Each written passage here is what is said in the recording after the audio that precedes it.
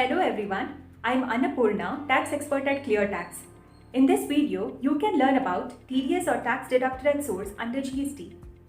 Did you know that there are close to 2 lakh TDS deductors under GST as on 30th June 2020? So that makes it a pretty important subject. Before we begin, I request you to subscribe to our channel and press the bell icon to receive updates about taxes and finance daily.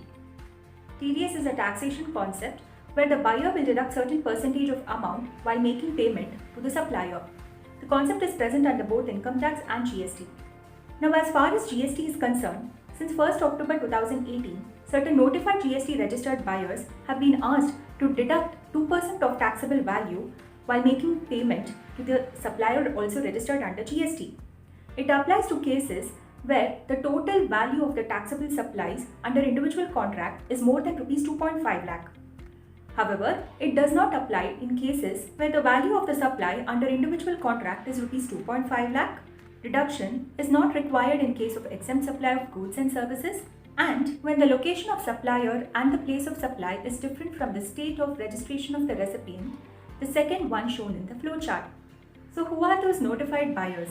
Section 51 of the CGST Act states that TDS must be deducted by a central government or state government entity or department, local authority, government agencies, an authority or a board or any other body in which government owns 51% of equity, a society established by the central or any state government or a local authority, societies registered under the Societies Registration Act 1860, public sector undertakings, and any other persons that government may notify from time to time. Value of supply for the purpose of TDS is considered to be the amount that is indicated on the invoice excluding the taxes. That means TDS will not be payable on the amount of CGST, SGST or IGST shown in the invoice.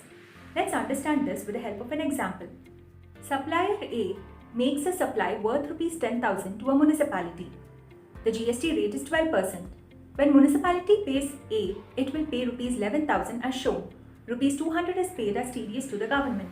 So it can be said that TDS is not deducted on the tax element, that is GST, of a transaction. TDS deductor has certain compliances to note, such as GST registration is compulsory for TDS deductor and can be obtained using PAN or TAN. For steps on registration, please watch my video available on our channel. TDS deductor must deposit tax and file GSTR 7 returns on the GST portal by 10th of the next month for the payments that's made during a particular month. TDS certificate in Form GSTR 7A must be issued by the TDS deductor to his supplier within 5 days of depositing the tax with the government. Alternatively, this form is made available on the GST portal for a supplier to view. Refund of excess TDS paid to the government can be claimed by the TDS deductor except when this amount is already credited the cash ledger of the supplier. There are also certain points for a supplier to remember. These are: a supplier can view the TDS or TCS credit receipt statement available on the GST portal where the TDS amount for a month is reflected and he can take certain actions on it. If the supplier accepts the amount, it gets credited to his electronic cash ledger and he can use this to pay his tax dues. However, if the amount is being rejected by the supplier, then this will flow back to the deductor's GSTR 7 in the next month for corrections. If a TDS deductor fails to deduct the TDS and file GSTR 7 within the due date, then a late fee of Rs 100 per day per act for every day of delay up to a maximum of Rs 5,000 could be levied. Further, interest at the rate of 18% per annum will apply. Due to COVID, the due date to file GSTR 7 from March to July 2020 was extended up to 31st August 2020. If you like my video, please like and share it with others.